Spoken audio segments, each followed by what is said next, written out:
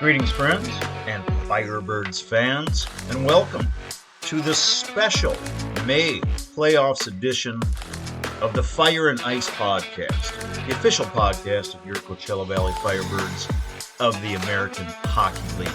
Coming to you from Palm Desert, California, a mere Joey Decord rink length pass away from the Firebirds home ice of Acrisure Arena.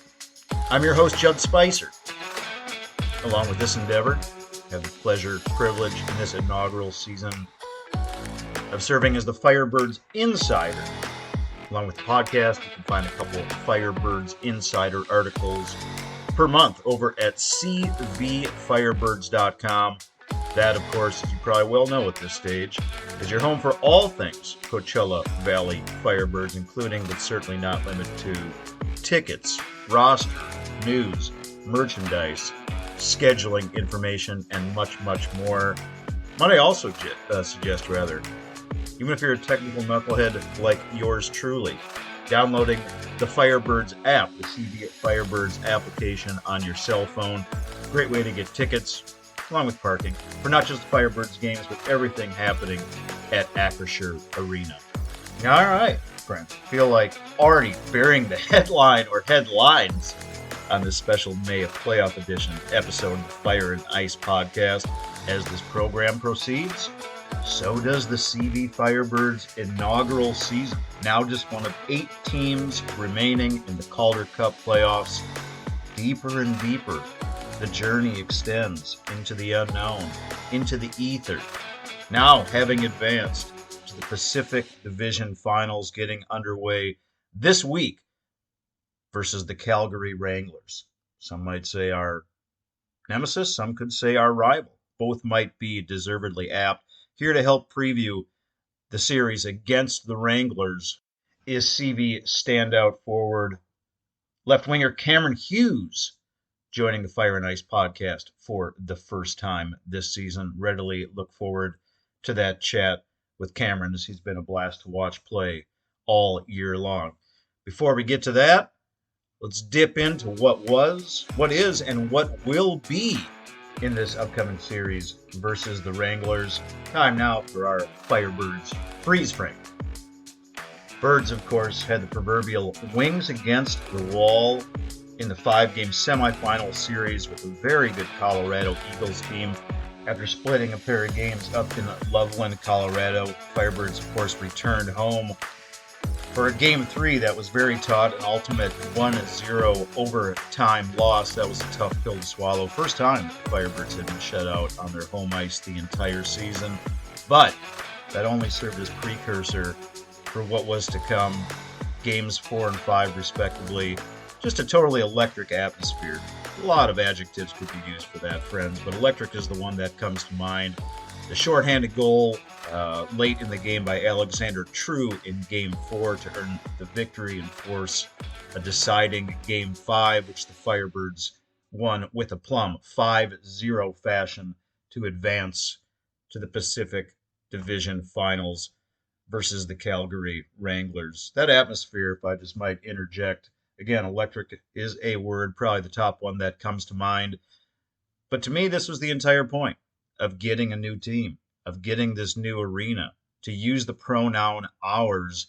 And I was so enthused. I was so personally caught up in it. Hey, might I remind, I'm from Loserville, USA. I'm from the Twin Cities. I'm a Minnesota native, where we haven't had a sporting championship since back in 1991. I mention as such because I know a lot of listeners to the Fire and Ice podcast are also native Minnesotans. So for me, it had just been such a long, long time to feel that pronoun of ours, that home ice, that home field, electricity, to feel it reverberating, to hear those cheers throughout the building. It was amazing. And I was so proud and impressed and enthused how people turned out. I mean, heck, that Game 5 winner versus the Colorado Eagles, a near sellout at Acrisure Arena for that 5-0 win. And the fans were invested. The fans were into it the entire game. And it was just so awesome to watch. It really was. This is no slight to anybody that checked out Acrisure Arena over the course of the season. Hey, I want to go see what the new spot looks like. I want to go see what hockey in the desert looks like. A lot of those folks are gone. a lot of those folks were kind of hockey tourists. And again, that's no slight to anybody. We want everyone to come check out the action at Acrisure Arena. But it was not lost on me that the people that showed out, especially for games 4 and 5 of the Colorado Eagles series, if not the entirety of that series, those are local folks who really have bought into what this franchise has done in this debut season, who are really invested in the fates of our Coachella Valley Firebirds. And again, it was just a thrill to be there. Take a look at some stats. The Calder Cup Playoff leaders, yeah, by virtue of playing the maximum number of games thus far. Of course, the Colorado series preceded by 3 games in round 1 with Tucson. Yeah, the Firebirds have played all 8 games, but of the top 5 scorers in the Calder Cup playoffs, well, 4 of them are Coachella Valley Firebirds. That list is led by forward Cole Lind. He have 11 points thus far in the Calder Cup playoffs, 4 goals coupled with 7 assists. Firebirds captain Max McCormick, number 2 on that list, and again, number 2 in the league, pairing 5 goals, which is an AHL playoff high, with 5 assists. Not far behind, standout defenseman Riker Evans. He's 4th on the list. A goal in the playoffs matched with 8 assists. Those 8 assists are tied for a Calder Cup playoffs best, and 5 on that list. Again, this is the entire league for the playoffs. The aforementioned Alexander True, 4 goals paired with 4 assists. Should also mention that this episode's guest, winger Cameron Hughes, 6 assists through 8 playoff games. Joey Decord, the guest in the most recent episode of the Fire and Ice podcast, continues to avail himself not just well, but spectacularly. Yeah, Joey Decord, catch him while you can. NHL undoubtedly in his near future. Started all 8 playoff games for the Birds. Is 5-3 with a 1.88 goals against. That's good in the Calder Cup playoffs. For 5th in the league. His save percentage of .942, good for 3rd in the Calder Cup playoffs among qualified goalies. The Birds now move on to what I think is an inevitable, what we all expected. The top 2 teams in the American Hockey League were the top 2 teams in the Pacific Division this year. The only team to have bested the Firebirds in wins or points, it was the Calgary Wranglers. Little bit of a dangle here, friends, because I want you to find a lot more information, breakdown, stats, analysis over at cbfirebirds.com, where I just put out my Firebirds versus Wranglers playoff. Excuse me, I screwed that up, I think, every time I try to say it. Let me try again. Playoff preview. For more alliteration, it also includes a prediction. But I'm going to use that as a little carrot. I want you to go over there. Read that article. 2 teams played 8 times on the year. They split 4 games apiece, but just 2 games between the Firebirds and the Wranglers in the year of 2023. And neither of those games worked out particularly well for our favorite club. A pair of 3-1 losses to the Wranglers on our home ice. Firebirds lost just 7 home games in regulation this year. And again, 2 of those coming to the Calgary Wranglers, if that tells you something, the most palpable of which was the April 5 home loss. That was a 3-1 home loss to the Calgary Wranglers. And their MVP goalie, should interject, Dustin Wolf, who was also the goalie of the year. No shock there, being named goalie of the year, by the way, for the 2nd consecutive season. In this series, we've really got the 2 best netminders, rather, in the entire American Hockey League. Haven't seen a lot of games, haven't watched a lot of AHL hockey this season. I feel like I can state that with authority. Neither of these gentlemen, Messrs. Decord nor Wolf, are long for the American Hockey League, which is to say that, yeah, per my playoff preview, goals could be at a minimum. Looking at the schedule for the Pacific Division Finals ahead, gets underway in Calgary with games 6:05 Pacific time on Thursday, May 11th, and 6:05 on Friday, May 12th. Again, both of those games on the road in Calgary. But hey, if you want to watch them, cool place to do it is the CB Firebirds local watch parties. Those take place, both of them, again, 6:05 p.m. Pacific, at Spotlight 29 Casino. I did go to watch Game 2 of the Firebirds and Eagles at Spotlight 29. Super fun. All ages, good stuff. A lot of jerseys, a lot of cheering, drink and dine. Wager at your own risk, by the way. I did step out, I think, in the second intermission and lost, I don't know, $26 playing video poker. But my own defeats aside, great place to gather with fellow Firebirds fans and watch them on a trio of big screens in the showroom at Spotlight 29. The series then returns to Palm Desert and Acrisure Arena for Game 3 of the Pacific Division Finals, Monday, May 15th. That takes place at 7 p.m. Pacific. And then, if necessary, Games 4 and 5, respectively, also on the Acrisure ice, Wednesday, May 17th at 7 p.m. And again, if necessary as well, Friday, May 19th, a deciding Game 5 would take place at 7 p.m. All that offered, all that prefaced, friends, let's get to this episode's visit with Firebirds winger Cameron Hughes.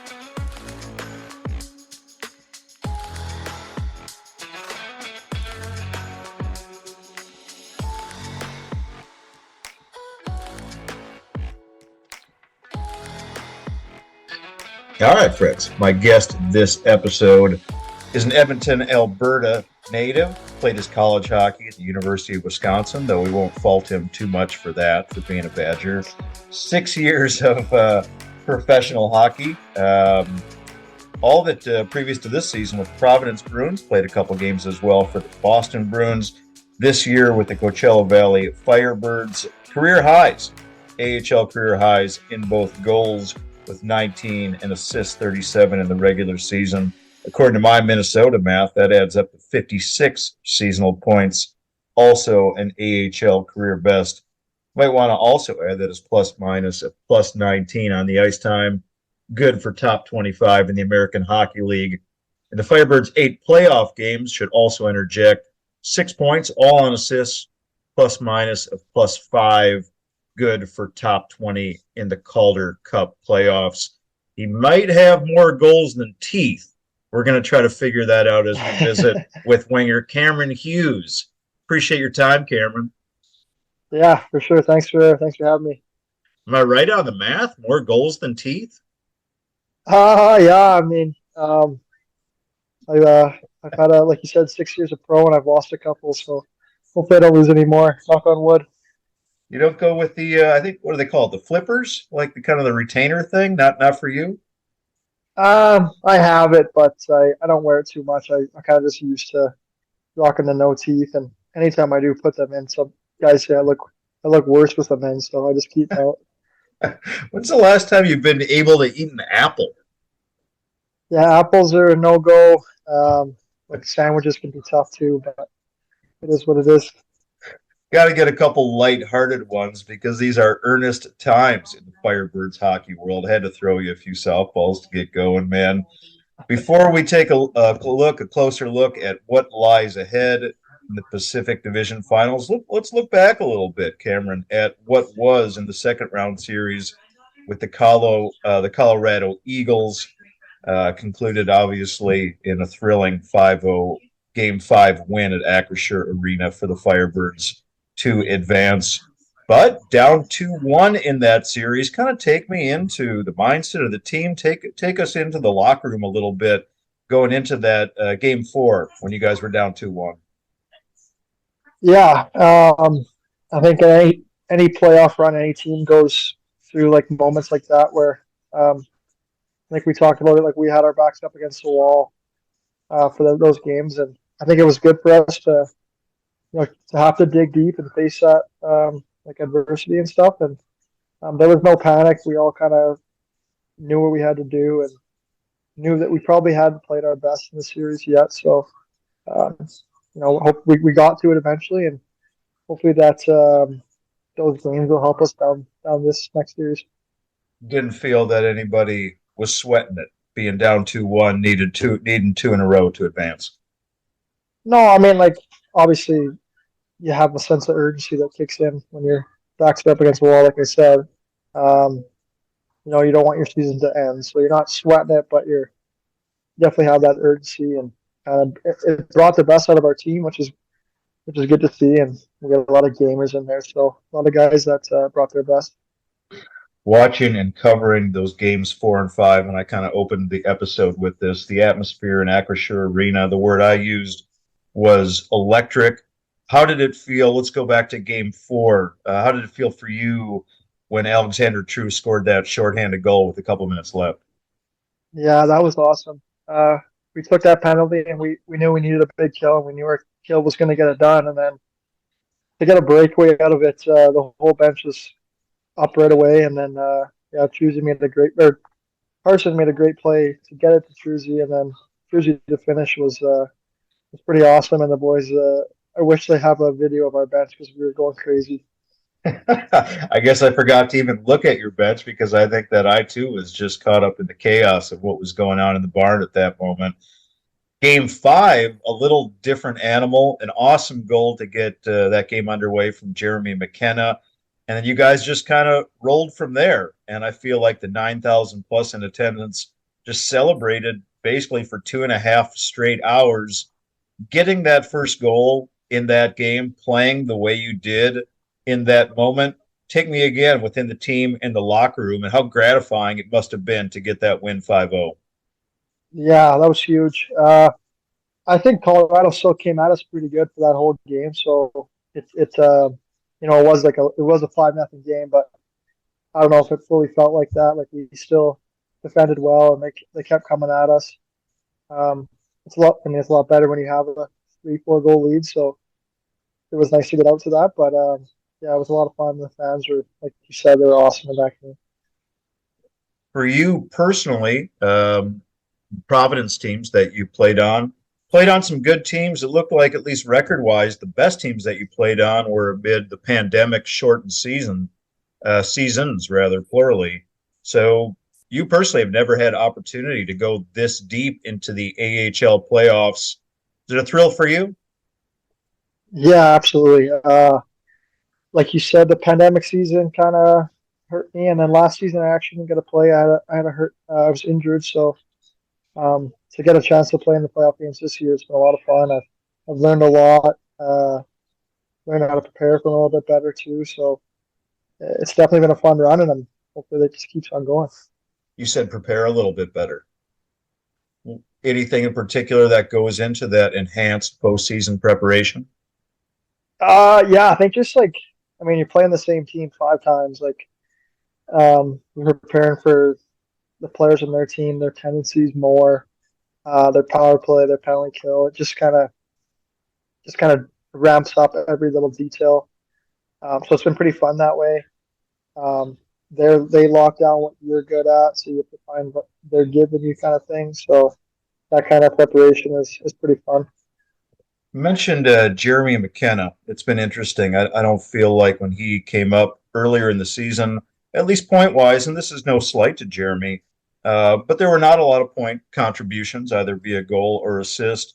The last couple of months, and as we've seen more and more in the playoffs, he's a guy that has certainly stepped up for the Firebirds. Mentioned the awesome goal. He had 2 goals in that game 5 victory over Colorado, all told. For you and your experience, have you seen this? Have you seen where it takes guys a couple months, 3 months to adjust to the level, and then you get toward the end of the season or maybe even into the playoffs and they start to blossom? Yeah, Pipes has been awesome. Like you said, I think when he came up, I don't know if he really knew how good he was. But I remember when he came up, everyone was like, I know I was telling him too, like, man, like you're too good for the East Coast. Like you belong up here. You're good enough. Like you have all the skills and stuff. So that definitely takes time, and it takes time for everybody. And with some of the call ups and guys that got hurt, he's gotten a good opportunity. He seized it. So it's been fun to see. He's a hardworking kid, and yeah, he's hopefully just keeps going for him. It's going in right now, so hopefully they keep going in. Firebirds put out a locker room video after that game 5 win, and I heard him referred to as Pipes. Jeremy McKenna. What is Pipes? What does that mean? I don't actually know. He just kind of told us that's what he goes with. I call him J Mac or um, yeah, Pipes. I don't know. It's just kind of he just told us. I don't have a backstory on that one. Maybe I'll get one for you. Also saw in that same video that he had opportunity to put, I'm going to butcher this description, but essentially to put the puck in the wall. It made me think of the movie Major League, where the Indians team, when they win, they take a piece of clothing off the mean owner. But for you guys, with each Calder Cup playoff win, somebody gets to put a puck in a wall, victory by victory. Kind of explain that if you could, better than I just did. Yeah, so it's got enough slots obviously each round, so we needed three wins last game, and it usually goes to the guy who scores the game winner. So yeah, Disco Dan will grab the puck and just give it to the game winner. He says a little speech about the game, and then he gets to slap it into the wall. So kind of just symbolizes like we're one step closer after each game, and kind of just keep working your way to the top. Let's talk a little bit more about getting one step closer. Allow me to first reset, friends. You're tuning into the May playoff edition, special May playoff edition of the Fire and Ice podcast, the official podcast of your CV Firebirds of the American Hockey League. I'm your host, Judd Spicer. My guest is CV Firebirds winger Cameron Hughes. All right, man. Let's dig into what we got upcoming this week. Games 1 and 2 of the Pacific Division Finals. Yeah, Colorado, very solid team, man. They were good all year long. They had some NHL guys come down after, somewhat ironically, the Kraken beat the Avalanche, and then the Eagles benefited from that. So they were a very tough test. But I think what we're looking at in this Calgary series is something of the inevitable. This was the expected. The top two teams in the American Hockey League all year long. You guys played 8 times, 4 wins apiece. A lot of very intense games, certainly the ones that we got to see at Acrisure Arena. Broadly described in your words, Cameron, what do you see in the Calgary Wranglers? Yeah, I see it. Obviously, competitive team. They're pretty well coached. Disciplined. They believe in their structures. In all the games that we played them has been pretty tight, like you said. They got a lot of guys that play a pretty honest game. And then they got some pretty skilled players up front too. So it's a team that they have 4 lines that come at you, and I think we do too. So it'll hopefully be a good series, and we're pretty excited for it. The April 5 game, the last time that you guys played, it was, just to kind of keep this balanced, a rare disappointing moment in what has been an otherwise amazing and fantastic and still going inaugural season for the Firebirds. That was a crucial one. You guys did have opportunity to grab the lead back in the Pacific Division, and likely the accompanying bye, you would have controlled your own destiny. They came in here on April 5 for the second consecutive time and beat you guys 3-1. It was a letdown, man. I got to imagine that the Firebirds haven't forgotten that game. Yeah, that's the last time we saw them. It's obviously didn't go our way, but I think there was positives from that game. I think they showed good stuff in that game. So regular season's behind us. It's a whole different animal. We're pretty prepared for this series, and I'm sure they are too. So just pretty eager to get going. You're absolutely right. Regular season is gone, which is to further illustrate that of the 8 times that you played the Wranglers, only twice in 2023. Played them the first 2 games in franchise history, played them a couple more shortly thereafter. Do those games from October, November, do those mean anything anymore, or is that just like distant past? I think you could take stuff from the games. We did all our preparation today, and we watched from. I know we saw a lot of clips from that game and the games prior recently. So yeah, you definitely take stuff from them, but yeah, it's a brand new series. 300-minute series that we're looking forward to. You personally played in 5 of those 8 games versus Calgary this year and availed yourself very well, Cameron. 1 goal coupled with 3 assists. Dustin Wolf started all of those games for the Wranglers. Didn't seem like that team posed too many problems for you. Maybe you personally liked that matchup. Yeah, no, it's a good matchup. They play pretty hard. They play pretty honest. Those games are a lot of fun to play, and they don't cheat too much. They play pretty honest. It's a battle in front of the net. I don't really mind that stuff. So Hopefully that trend continues. Mentioned the name Dustin Wolf, league MVP this year, AHL goalie of the year for the second consecutive season. Haven't watched you guys play all season long, Cameron. Haven't watched a lot of AHL hockey this year. Two best goalies that I've seen are Joey Decord and Dustin Wolf. Would you agree with that assessment? Yeah, I mean, I got a lot of respect for Wolf. He's a very good goalie. And then I can't say enough about Joey. So I think he probably nailed it right on the head with that analysis. We're of course both terribly biased, but if you had to pick one on your own net, who might that be? Joey's my guy. I mean, he's pretty good. What makes Dustin Wolf? What makes Dustin Wolf such a good goalie? Why do you think that he's had such two very stellar years in the American Hockey League? I think his compete's really good. I think all the video we watched, he never really gives up on any puck. He's pretty quick. Takes a lot of like the low half of the net away, and he's pretty confident in his game. He challenges out a lot, so we got to make it difficult on him and get in front of him and give him stuff that he doesn't like traffic and people around his paint and stuff, and that kind of rattles any goalie. So especially a good one like him, we'll have to get to those areas. Worth noting that in the series versus Abbotsford, across those four games, which Calgary, of course, took that series, gave up multiple goals in every game. So we know that he's a fine player, but certainly not unstoppable.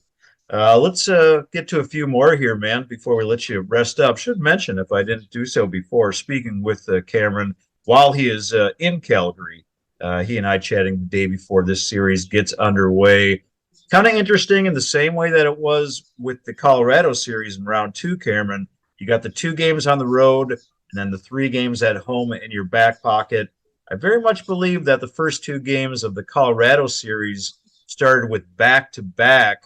That's certainly what happens for the Calgary series. Do I have that right? Is that how the first two Colorado games went? Oh yeah, I believe so. Yeah. And how do you like that? How do you like that setup? I mean, if you were to have your pickings, if you had your druthers of, would you have the first two at home and three away, or you guys are again doing two away and three at home? What would you pick?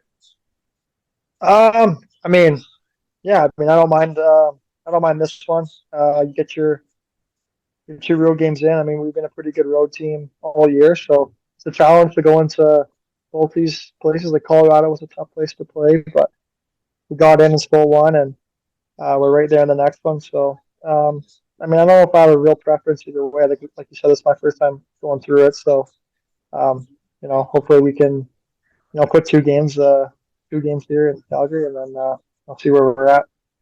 Yeah. Is it feel reassuring to know that you do have those three home games in your back pocket? Yeah, I mean, yeah, like, you kind of look like it's cliche, but you start with just the first one. Probably not looking too far ahead. We're starting with the first one, and we got two games on the road that we got to take care of first before we start, looking past that. So that's probably our main focus is the next two games here.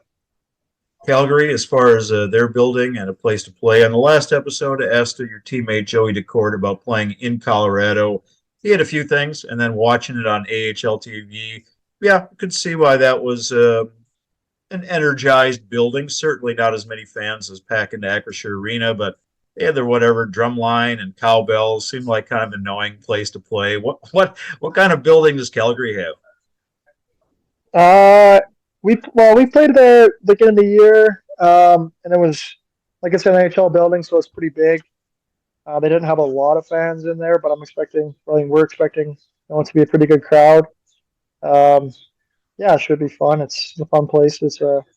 I grew up in Edmonton, and I was a Oilers fan growing up, so I always liked when the Oilers would go down and whip up on the Flames.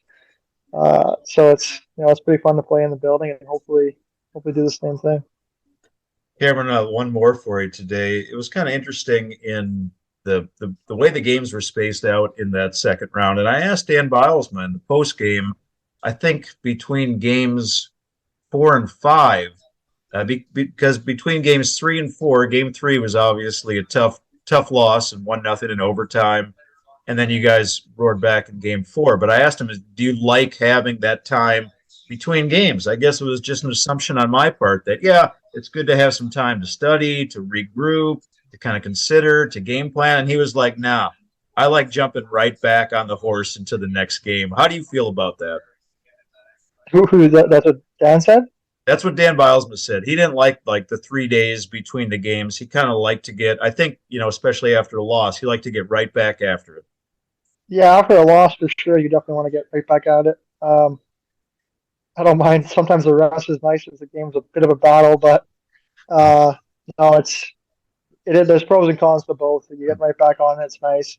Um, getting some rest is also good. So we're pretty, good for either way, and getting right back at it's never a bad thing either. Cameron, it's been a pleasure watching you play during this inaugural season. Again, as a native Minnesotan, not going to hold the University of Wisconsin time against you. This playoff run, man. I mean, this season was a straight up gas all year long, and this playoff run has been even more thrilling. It's been great watching you play and have so much success this year. Go get them in Calgary. We'll look forward to bringing you back home next week at Acrisure Arena for Game 3 on Monday the 15th. Thanks for your time, man. Yeah, no problem. Thank you.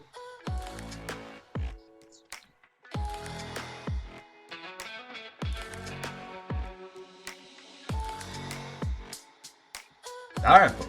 That's going to wrap it up for this special May playoffs edition of the Fire and Ice podcast, the official podcast of your Coachella Valley Firebirds of the American Hockey League.